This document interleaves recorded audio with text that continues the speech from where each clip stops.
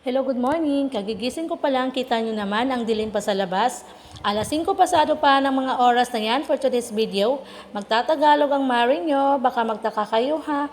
Char lang, may nag-request kasi sa akin na magtagalog ako kasi hindi daw niya naiintindihan yung mga pinagsasasabi ko sa video ko. Kaya pagbibigyan natin ngayon for today's video mga Mare, mahina pa naman ako sa Tagalog. Pero basta para sa mga followers ko, gagawin kong best ko para sa Tagalog Challenge. At yun na nga, sisimulan na nga natin ang ating Tagalog Challenge mga Mare. While nagpapainit ako ng tubig, linis-linis muna. Sobrang kalat, daming mga damit na lalabahin. Nakakalat, ganito talagang resulta pag maaga kami natutulog ni Dada. Gawa ng sinasabayan ko si Dada sa pag-akyat sa taas kasi pagod na rin ako sa maghapon kong paglalaba. 2 weeks kasi akong hindi nakapaglaba kaya tambak talagang labahin ko. Pareho kami ni Dada pagod sa trabaho. Si Ate Casey na lang si Tantan ang natira sa baba. Kaya expect talaga namin ni Dada na makalat talaga pagising namin sa umaga mga Mare. At while hinihintay ko pa nga yung tubig na kumulo mga Mare, naglilibot-libot muna ako dito kung ano pa yung pwede kong gawin para mabawasan naman tong trabaho ko mamaya pag alis ni Dada. At yun na nga, tinupi ko muna tong kurtina para naman hindi makalat tignan dito. Para naman maayos-ayos naman tignan dito banda mga Mare para hindi naman masyadong makalat sa mata.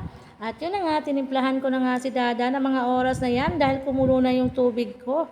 Kanina pa nga lang naghihintay si Dada kasi busy pa kasi ako, hindi ko pa siya matimplahan. Kanina pa pala to kumulo. At yun na nga, usap-usap muna kami ni Dada while hinihintay namin yung oras. 6:30 pa kasi aalis si Dada ng mga oras na yan. Usap-usap muna kami ni Dada na kung anong dapat namin gawin. Tinanong ko kasi si Dada kung may balita na ba sa inaplayan niya sa Manila, yung agency nila. Kung tuloy ba talaga yung alis niya papuntang Japan. Sad to say, wala pa daw balita. Pero hindi ko talaga kinakaila Mare na bigla talagang nanghina ang katawang lupa ko. Narinig ko yung sinabi ni Dada. Pero okay lang yon, manifest pa rin tayo mga Mare kasi alam ni Lord na marami pa kaming plano sa aming pamilya. Kasi mas the best talaga ang plano ni Lord para sa amin mga Mare. Kasi alam ni Lord na marami pa kaming mga plano sa buhay na gusto pa naming magkaroon ng sarili naming bahay. Kaya manifest pa rin tayo mga Mare. Hindi tayo mawawala ng pag-asa. Laban lang tayo mga Mare. Inayos ko na nga rin itong mga gamit ni Dada kasi oras na, malapit na kasi mag 6:30. Pero tingnan nyo naman itong si Dada, parang tinatamad talaga siyang pumasok ngayon. Ayaw talaga niyang pumasok kasi half day lang daw naman sila. Pero sabi ko sayang naman ang 300 kaya pasok ka na lang. Sayang naman talaga mga Mare, ang 300 half day lang, o di ba? Pangdagdag na rin yan, pangbigas at ulam sa panahon kasi ngayon.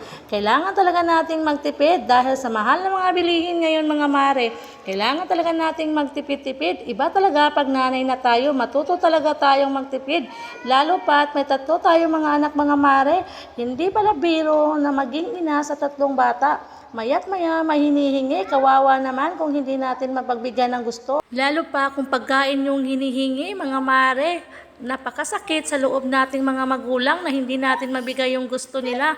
Danas niyo ba yun mga Mare? Ngayon, naranasan ko na talaga yun mga Mare. Ngayong walang regular na trabaho si Dada.